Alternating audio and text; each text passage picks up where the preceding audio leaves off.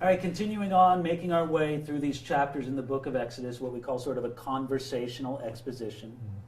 I'm enjoying this. Yeah, it's been fun. Okay, good. Let's keep going here. Exodus chapter 21. Let's read the first several verses here, starting at verse 28. It says, "If an ox gores a man or a woman to death, then the ox shall surely be stoned, and its flesh shall not be eaten, but the owner of the ox shall be acquitted. But if the ox tended to thrust with its horns in times past, and it has been made known to this owner, and he has not kept it confined, so that it has killed a man or a woman, the ox shall be stoned, and its owner also shall be put to death. Whoa. If there is imposed on him a sum of money, then he shall pay to redeem his life, whatever is imposed on him, whether it has gored a son or gored a daughter, according to this judgment, it shall be done to him. If the ox gores a male or female servant, he shall give to their master 30 shekels of silver, and the ox shall be stoned."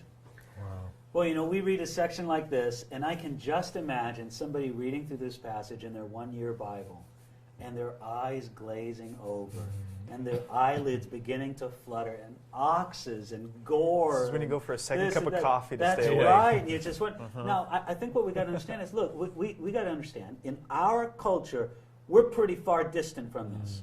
When's the last time you plowed with an ox? I'm thinking, yeah, never. Yeah, exactly. Never. I mean, we're so distant from this. But if you can just use your imagination a little bit and put yourself back in the sandals of an ancient Israelite, this is big stuff.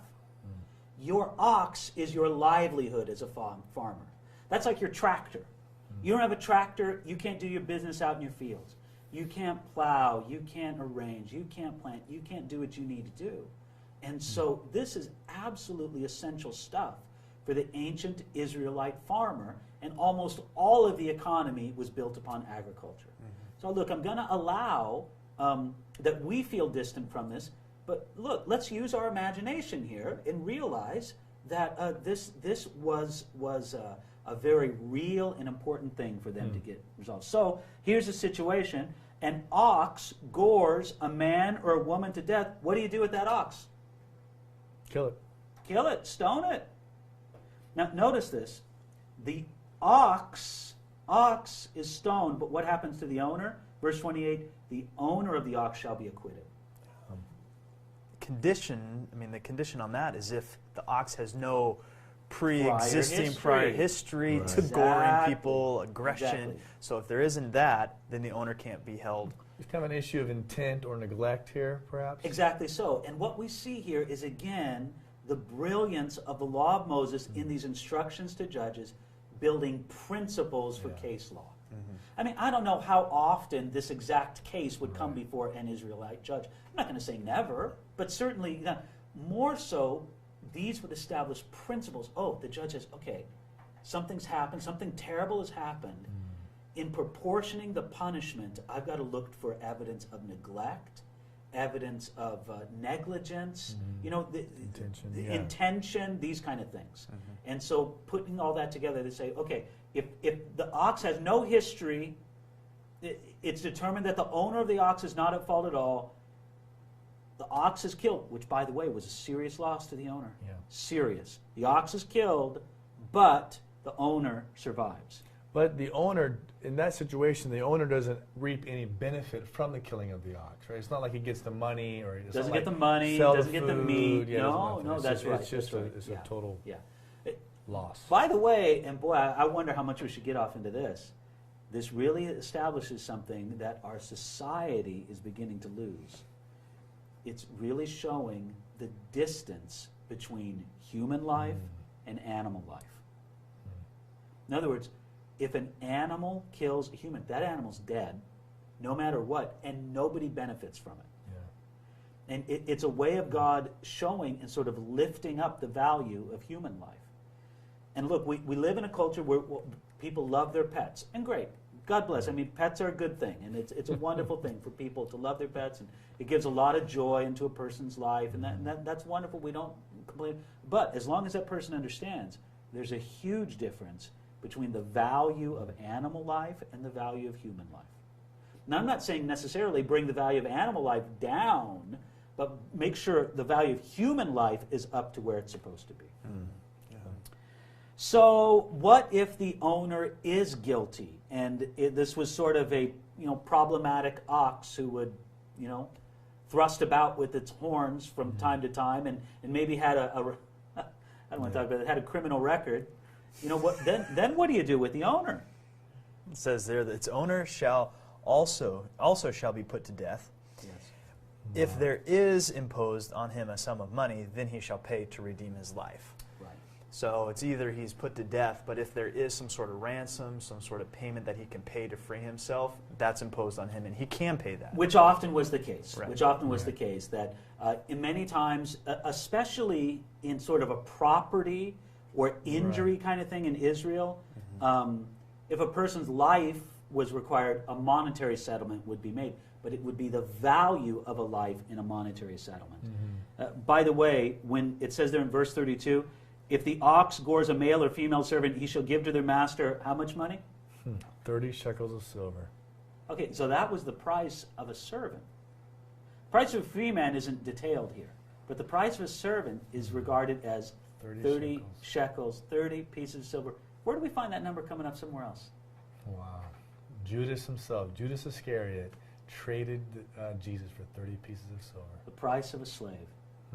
That's how Judas regarded Jesus. Now, he didn't regard Jesus as a servant in the right kind of way, but sort of a debased slave. Now, it is significant, though, if we want to get back to this Old Testament example, it shows that even in Israel, the slave was still a man. Yeah. His blood brought blood guilt and had to be atoned for. What's also interesting is that this doesn't let the owner off the hook, claiming I had nothing to do, I don't know anything about it, and it just this goes back to the intended neglect. I mean, if he's neglecting what's right in front of his face, he's going to be paying the price for it. It's one of the things I love about the law of Moses. Man, it's concerned for justice. Things need to be done right. If there's wrongs, you got a judicial system, it's got to be set right. And look, I guess I'm not in a place to know how much of our judicial system is good or bad. I know sometimes it gets it right, sometimes it doesn't. But I do know this. God has a passion for justice, that things be set right. And I like the idea that he's holding men responsible for their actions. I like that a lot. You're just not off the hook. Well, crazy ox, who knew what he was going to do? No, there's a price you're going to pay. You're going to at least pay with the loss of your ox, which was a precious thing, or the punishment by even more severe. All right, let's wrap up this chapter. Nate, why don't you read that section starting at verse 33. And if a man opens a pit, or if a man digs a pit and does not cover it, and an ox or a donkey falls in it, the owner of the pit shall make it good. He shall give money to their owner, but the dead animal shall be his. If one man's ox hurts another's, so that it dies, and they shall sell the live ox, and divide the money from him, and the dead ox they shall also divide. Or if it was known that the ox tended to thrust in times past, and his owner has not kept it confined, he shall surely pay ox for ox, and the dead animal shall be his own. All right, these laws just seem to follow up on the point you made before about the responsibility that an owner has over his property. He can't just blame the ox, or I'm digging a pit and somebody, an ox falls into it. I got to make it good somehow. Why would they dig a pit? What would be the whole reason why somebody might dig a pit? Store water, maybe. I mean, if you want to keep store water, store grain. Sometimes they dug pits to be traps for wild animals. Oh, wow. Obviously, never to trap an ox. You don't have to trap an ox. You can just go out and get it. But no, so whatever reason somebody dug a pit, if an ox fell into it, it had to be set right.